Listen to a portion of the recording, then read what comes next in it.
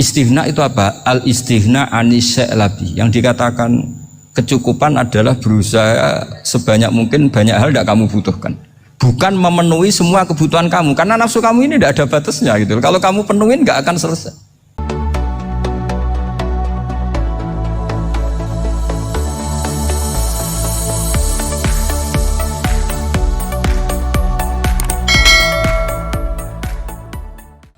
Al-istighna hakikatul istighna itu adalah al-istighna anisya labihi.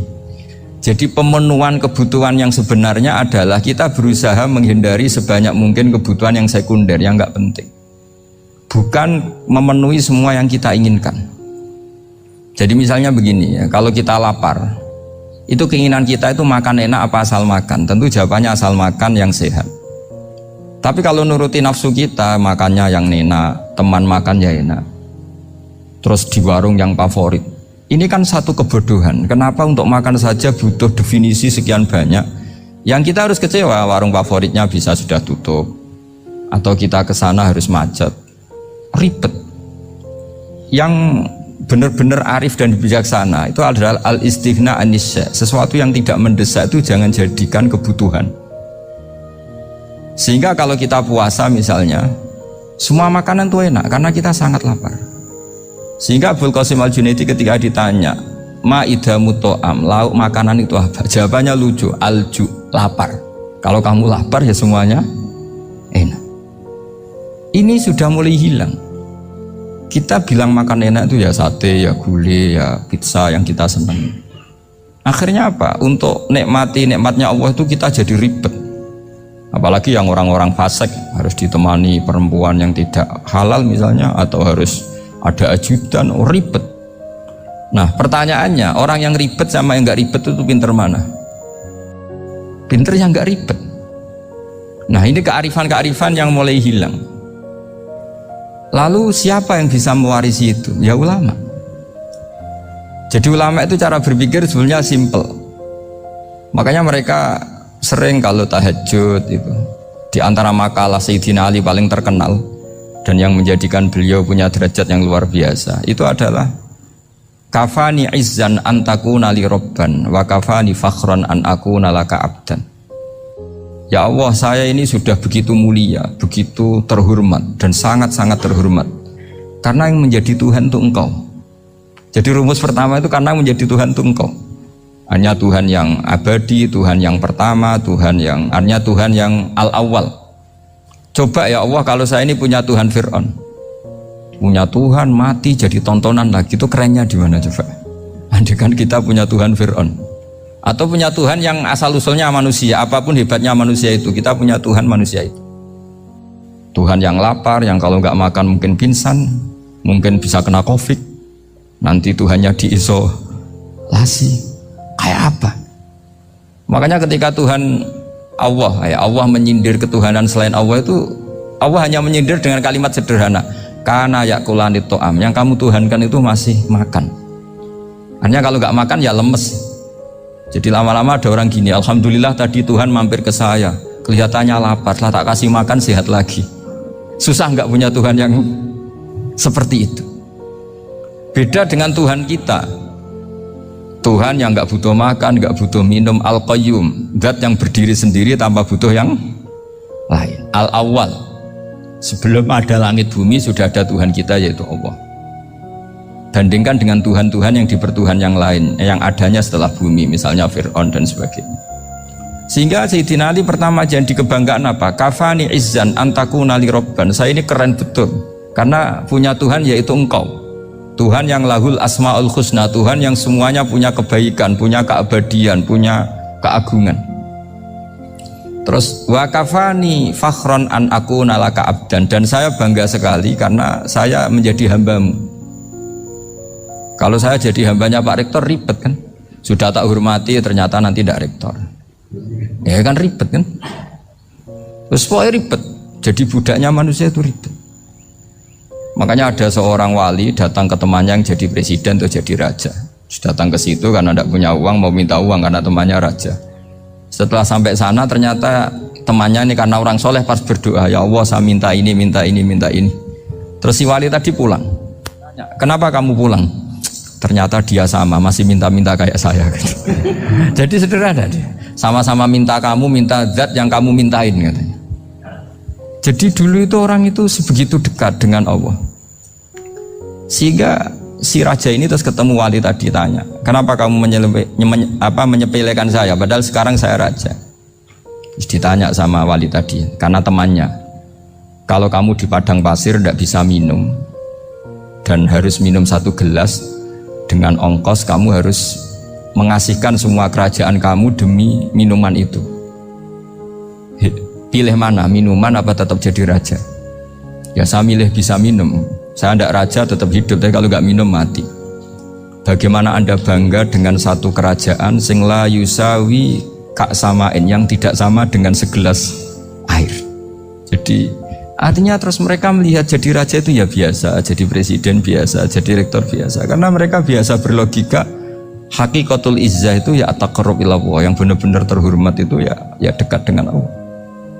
Begitu seterusnya mereka bikin paradok-paradok yang aneh, tapi itu menjadi pelajaran. Bapak saya Ki Nur Salim itu senang baca anekdot Nasiruddin Koja. Itu kalau bikin orang-orang aneh, itu dia datang ke satu pesta pakai baju lusuh, pakai sarung lusuh atau celana lusuh, sama Sohibul Bait yang punya acara dibiarin. Setelah dibiarin dia pulang pakai jas, pakai dasi, pokoknya keren. Dihormatin, pakai alpat, pokoknya dihormatin. Silakan. Pas dia disuruh minum, minumannya itu disokkan saja ke sakunya. Jas, kamu harus minum yang banyak, karena kamu yang dihormati, bukan saya. Terus makanan ya semuanya diletakkan di saku, ada nggak? Ayo kamu makan yang banyak.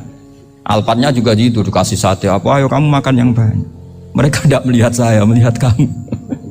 Akhirnya orang satu pesta itu istighfar semua, berarti kita ini salah. Terus dia pidato, kenapa kamu uang gitu? Tadi saya datang, orangnya sama. Gara-gara beda pakaian, penghormatannya beda. Berarti yang berhak dapat makanan ini jasa ya, bukan saya. Betapa naifnya kita sebagai orang. Ternyata kita masih hormat sesuatu yang seperti itu, yang atribut lah. Jadi orang-orang sufi itu orang yang bisa menertawakan dunia. Akhirnya ya, pertama dia dianggap orang gila, masa jas dikasih makan, dikasih minum. Tapi secara fikih dia benar, haram dia makan. Karena pas dia datang dibiarin, setelah pakai jas dikasih makan. Berarti hakikat yang dapat rezeki siapa? Jasnya apa orangnya? Jasnya apa orangnya? Jasnya. Jadi itu orang-orang sufi, kearifan orang-orang dulu itu bisa ngelola hal-hal yang keseharian menjadi luar biasa. Ada seorang wali melihat istrinya makan 1 piring, anaknya makan 1 piring. Ditanya, kalian kenyang? Wah, kenyang sekali. Melihat anaknya minum kopi 1 cingkir, seneng. Kalian seneng sekali. Wah, kalau seneng dengan hal-hal yang murah bisa, ngapain harus seneng dengan hal-hal yang mewah? Bodoh sekali saya. Sehingga terus mereka bisa qanaah. Qanaah itu ya hidup itu simpel, sederhana. Jadi tentu saya tidak akan ngomong yang muluk-muluk, selain itu tidak bidang saya juga apa ya. Kita ini butuh obat di kondisi Covid seperti ini, butuh kesederhanaan, butuh apa ya, istihna tadi. Kita harus istihna billah an ghairillah. Jadi sudah cukup bahwa Allah ini segalanya. Sehingga tadi saya dengarin himnenya Unisula, yang paling saya kagum adalah dimulai dengan kalimah-kalimah thayyibah. Di antara tugas suci Nabi Ibrahim dan semua Nabi adalah wa ja'alaha kalimatam baqiyatan fi aqibi. Nabi Ibrahim itu Nabi yang diberi gelar Allah. Dia adalah Nabi yang menjadikan kalimat tauhid itu kalimat yang abadi. Fi aqibih, di anak turunnya, di semua generasinya, baik anak turun karena gen maupun karena pembinaan, karena pendidikan. Ini penting sekali saya utarakan karena apa? Satu kehidupan itu sebenarnya digerakkan oleh kata-kata, oleh moto kalau orang bahasa modern. Sehingga banyak ulama mengatakan al-ibarat kutun li'ailatil mustami'in, bahwa redaksi atau moto atau pegangan hidup itu penggerak kehidupan. Sehingga sebetulnya manusia itu digerakkan oleh kalimah-kalimah itu, oleh moto-moto itu, oleh prinsip-prinsip hidup itu. Misalnya orang Palestina itu tiap hari ke pasar gitu. Mereka ke laut gitu. Ditanya, kenapa tidak takut tembak Israel? Jawabannya lucu. Kena tembak ya mati, nggak makan ya mati, nggak kerja ya mati. Ya sudah sama-sama mati ya mendingan aktivitas normal. Tapi saya tidak menyarankan itu untuk melawan COVID. Ini cerita saja. Kamu jangan provokator itu, karena ini wilayah sensitif. Jadi banyak orang yang poligami, kalau ditanya alasannya gitu, istri satu ya cerewet, dua ya cerewet, mendingan 4. Ya banyak ya gitu. Tapi ada yang kebalikan, istri satu cerewet saja hampir jantungan, apalagi 4, tinggal matinya kan gitu. Itu semua yang menggerakkan itu kalimat. Kalimat itu satu pegangan. Banyak orang loh yang nggak ingin jadi rektor tuh banyak loh Pak Bejo. Jangan kira semua dosen ingin jadi rektor. Melihat rektor sibuk rapat, mempertahankan reputasi Unisula, terus sering pegang kepala. Ngapain repot-repot? Jadi tukang sapu aja dapat gaji, ngopi, rokokan, selesai. Bodoh amat jadi rektor, mikir orang banyak. Banyak loh orang yang nggak ingin jadi presiden tuh banyak. Karena ngopi nyaman, nggak ada yang ganggu. Mau tidur sampai jam 9 siang juga nggak ada yang ganggu. Sehingga mereka melihat pegawai negeri itu gak keren, orang kok diatur jam, disiplin. Itu memang cara Allah membagi rahmat. Mau kamu apakan coba? Cara syukurnya dia seperti itu. Bapak saya dulu tuh sering ngajarin saya, diajak jalan-jalan pagi-pagi. Melihat orang ngopi, makan uduk itu bapak seneng. Kok enak jadi wong awam. Ngene esuk-esuk nyemak bocah kesel kabeh kono enak ngopi rokokan. Bapak kadang iri sama orang awam itu iri. Sudah gitu berharap masuk surga kan enak sudah gitu. Tahu-tahu mati, tidak tahu ke surga apa ke neraka ya tidak tahu. Jadi nah orang dulu itu orang yang bisa mensederhanakan dunia. Sehingga ya sudah cara bahagia. Makanya saya alhamdulillah saya ini kerjasama sama UII sama beberapa kampus. Memang amdan itu sengaja. Kampus itu ya punya sistem yang nggak bisa mewakili sistem kiai. Kiai juga punya sistem yang nggak terwakili oleh kampus, juga sebaliknya saling melengkapi. Saya sering ketemu rektor UII, rektor kampus-kampus Islam. Mereka cerita, Gus pendidikan pondok harusnya dimodernkan gini-gini. Saya bilang, kalau pondok modern kayak kampus itu nanti saya ketemu Allah tidak bisa jawab. Kenapa Gus? Saya beri contoh gini. Kalau misalnya perempuan perawan lah atau apa saja, namanya perempuan, mau tanya tentang menstruasi atau haid. Kalau semuanya sistem kampus, dia harus kuliah dulu, registrasi dulu, kuliah dulu, bayar dulu, dan dapat jawabannya nunggu mata kuliah pas itu. Bandingkan kalau sistem pondok, saya tuh sering ke pasar sama anak saya dicegat sama ibu-ibu, Gus, anak saya ngalami gini-gini, keluar darah terus menerus, nggak 6 hari tapi 1 bulan penuh. Itu hukumnya apa Gus ya? Nanti saya mau sowan ke jenengan. Nggak usah sowan, di sini aja. Ya sudah, sebelum mengeluarkan darah yang rutin seperti itu biasanya haidnya berapa hari? 6 hari, ya sudah ikut yang 6 hari, yang lainnya istikhadah. Ngoten tok Gus, ya udah ya. Begitu terus di masalah udhiyah Pak. Ya coba kalau semuanya pakai sistem kampus, daftar dulu, bayar dulu. Jadi ini nggak ada jawabannya, nunggu mata kuliah itu baru dapat jawaban. Itu biasa nggak sholat bertahun-tahun karena belum ada jawaban tentang itu. Nah itu kalau misalnya orang mati, tahunya cara apa memulasara jenazah itu nunggu kuliah dulu, pas mata pelajaran itu dulu, baru menangani orang mati. Berarti orang mati itu tergeledak semua. Tapi kalau kiai kan enggak. Kesini orang mati terbakar, kalau dimandiin malah badannya copot-copot, itu gimana hukumnya? Ini ada orang mati Gus Kendat, ini disolati apa enggak? Ada orang mati apa itu oplosan ya kan? Itu disolati enggak? So sering ditanya gitu. Gak usah registrasi Pak Rektor, gak usah registrasi, gak usah daftar, gak usah seminar. Makanya kalau orang kampus wani kiai itu ya kualat tenan itu, karena ini yang on tap ya. Tapi pondok seperti saya ya ikrar seikrar-ikrarnya. Pentingnya kampus karena melatih efisiensi waktu, disiplin, tata kelola manajemen, sehingga kita ya hormat. Tapi tadi kita harus saling melengkapi, sehingga saya tunjukkan ke publik bahwa saya hormat sekali sama polisi, sama tentara. Coba kita bisa apa ngadepi bandar narkoba kalau enggak polisi? Bisa apa coba menjaga NKRI kalau enggak tentara? Begitu juga ya sudahlah, kita memang fa inna yadallahi ma'al jamaah, kita berkah itu kalau bersama-sama, enggak bisa kita sendiri. Nah lalu orang kayak saya itu ya beberapa kali sebetulnya saya itu ditawanin jadi dokter honoris causa apa. Kekhawatiran saya satu Pak Bejo, takut pas gak punya uang. Itu dokter gak ada duit kan gak pantas gitu. Jadi repot gitu, daripada beban lah sudah lah, gak usah dokter. Jadi kalau gak punya uang ya pantas, terus kalau ngebis ya pantas. Suatu saat kalau mati gak ada yang hadir ya pantas, gak dokter gitu. Kalau sudah dokter kok masuk neraka, dokter kok masuk neraka kayaknya apalagi rektor kampus Islam kok masuk neraka itu kan kok kayak agak pas itu. Misalnya rektor Unisiola ditanya mungkar nakir nggak bisa kan kayak gimana gitu. Makanya harus sering ngaji saya supaya agak malu di depan mungkar nakir. Masa rektor ditanya mungkar nakir nggak bisa. Harus berani bentak, ini saya rektor loh Pak mungkar nakir. Masa kalau wali-wali dulu berani. Masyhur di cerita wali-wali ditanya marabbuka manabuka, saya ini guru tauhid. Kok kamu tanya marabbuka manabuka yang ngelotok? Kamu tidak pernah ngaji enak aja tanya.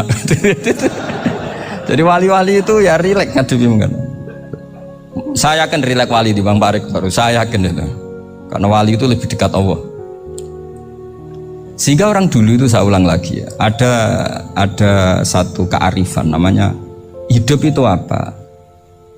Hidup itu adalah cari sebanyak mungkin supaya hidup itu tidak tergantung pada banyak hal. Sehingga misalnya cara berpikir orang-orang modern itu sebenarnya banyak orang-orang ilmuwannya nggak ngagumi Amerika. Bukan karena angkuh ndak. Untuk mempertahankan kebesaran negara sebesar itu, kebutuhan listriknya besar, kebutuhan tentaranya besar, kebutuhan apa. Sementara negara kayak Venezuela atau Swiss kebutuhannya ada banyak. Pertanyaannya, yang tergantung dengan banyak hal sama yang tidak tergantung banyak hal itu pinter mana? Kalau dibalik pertanyaannya gitu, negara-negara maju itu tidak keren kalau dibalik pertanyaannya. Orang yang untuk mempertahankan eksistensinya banyak, butuh banyak hal dengan yang tidak butuh banyak hal itu pinter mana? Orang yang bahagianya nunggu jadi dokter, nunggu jadi kiai besar, kiai viral, dengan orang yang bahagia cukup dengan ngopi itu pinter mana? Tapi kalau dibalik pertanyaannya, orang yang tahunya nikmat hanya kopi dengan nikmat yang banyak, pinter mana? Makanya Mbah Mun tuh kalau guyon itu lucu. Aku iku saake ambek wong desa sing mlebu swarga. Saya dulu eskal mlebu swarga kok disakeni. Akhirnya beliau memberi penjelasan. Wong desa iku roe pakanan enak, iku mau kopi mbek uduk. Lah swarga iku mau nuruti sing dikarepno. Akhirnya semua mangan wis ngopi nguduk ngopi ora roh pakanan liyane ku ora roh. Nasi mandi ya ora roh, pizza ya ora roh apa-apa. Terus saya bilang, wah lah niku nak nganti selera tentang wanita cantik. Iku juga sederhana. Rodok pesek ya wis cantik, rodok ireng ya wis. Apa bidadarinya seperti itu karena saking enggak pengalamannya. Jadi surga itu kan nuruti apa yang diinginkan. Kira-kira keinginan orang kampung kalau di surga itu apa coba? Makanan apa coba? Ya, nak senengnya ketemel gemblong gitu. Nah, artinya malaikat lebih suka nangani surganya orang-orang kampung timbang Pak Rektor. Ini sudah ribet ini. Makanan apa saja sudah harus dicoba. Ya. Terus kalau di mall tahu orang macam-macam, seleranya macam-macam pasti itu. Enak mana kalau sampai jadi malaikat pelayan surga? Suka ngelayani orang kampung apa yang orang kota? Orang kampung kan. Jadi ya itu guyon ya, guyon tapi itu menjadi pikiran kita bahwa orang yang banyak kebutuhan itu sebetulnya banyak kebodohannya karena menggantungkan kebahagiaannya dengan banyak hal. Makanya Imam Syafi'i ngendikan istighna itu apa? Al istighna anisya'i, yang dikatakan kecukupan adalah berusaha sebanyak mungkin banyak hal tidak kamu butuhkan, bukan memenuhi semua kebutuhan kamu karena nafsu kamu ini tidak ada batasnya gitu. Kalau kamu penuhin nggak akan selesai. Itu ada perempuan yang kurang cantik itu minta doa saya, Gus doain suami saya kaya, terus tak guyonin, terus nggak minta. Kalau suami kamu kaya, yang pertama dirubah itu apa? Rumah supaya rumah saya bagus. Kedua apa? Mobil supaya mobil saya bagus. Nanti yang dievaluasi itu kamu. Mobil bagus, Alphard, rumah mewah, istrinya kamu pasti itu dievaluasi. Langsung nggak usah sudah gini aja kan. Jadi pertama yang dievaluasi itu kaya itu, coba kalau suami kaya itu yang dievaluasi pertama rumah ya, rumah ganti, setelah itu apa? Mobil. Kira-kira berikutnya Akhirnya sudah aku nggak jadi. Nabi Ibrahim itu pernah minta umur panjang, keren umur panjang. Sama Allah nggak dijawab. Datang orang tua gitu mertamu ke Nabi Ibrahim, terus disuguhi dikasih kurma. Apa itu? Kok kurma apa? Anggur yang sudah matang sekali, sudah dimakan. Setelah dimakan meler keluar lagi, dimakan lagi meler lagi. Terus Nabi Ibrahim masuk lagi ke kamar. Ya Allah, doanya tak cancel. Nanti kalau saya tua kayak itu. Jadi Allah itu nggak jawab langsung tapi ngirimkan itu. Akhirnya ya Allah nggak jadi. Nanti takut itu. Saya pernah ngalami jadi kiai tadi, ada ibu-ibu ya nggak pati cantik lah. Suaminya tuh miskin sekali. Minta doa saya supaya kaya. Bareng tak kasih pertimbangan itu udah nggak usah nggak jadi. Jadi itu kearifan. Tapi kearifan ini harus kita tanamkan. Saya nggak bisa membayangkan Indonesia yang besar ini andai kan tidak ada qanaah, nerimo ing pantung. Coba sekarang ada Covid. Andai kan Indonesia tuh kayak Perancis. Saya beberapa kali punya tamu orang yang hidup lama di Perancis, bahkan dapat istri orang Perancis. Itu dulu nggak begitu mencintai Indonesia. Tapi setelah di Perancis 2 tahun, wah Indonesia hebat. Di Perancis tuh kata dia kalau cerita, semua kebutuhan masyarakat itu dibebankan ke negara. Apa saja minta negara, apa saja nyoal negara. Sementara Indonesia, coba kalau Indonesia mengalami seperti ini kok tidak ada qanaah rimo ing pantung, bisa kios Indonesia. Orang miskin nyalahkan negara, kelaparan nyalahkan negara, apa saja. Tapi barokahnya dididik kiai jogeman nyalahno wong liya. Urip pun romo ing pandum, diame. Sampai gak ngerti kalau Covid. Banyak tuh orang-orang kampung itu, orang lugu-lugu itu. Mbah niki saking Covid, salam ning Covid, muga-muga umure panjang. Dikira Covid itu nama orang yang ahli sosial itu. Mbah niki dana saking Covid. Matur nuwun sampekno salamku, muga-muga umur panjang. Bingung kan yang nganterin ini. Ini gimana yang mau menjelaskan? Memang nggak paham. Ribet kan? Tapi saya pastikan bahwa dengan keadaan seperti ini kita bahagia, kita stabil, itu jelas barokahnya kalimah tadi, moto tadi atau pegangan hidup tadi.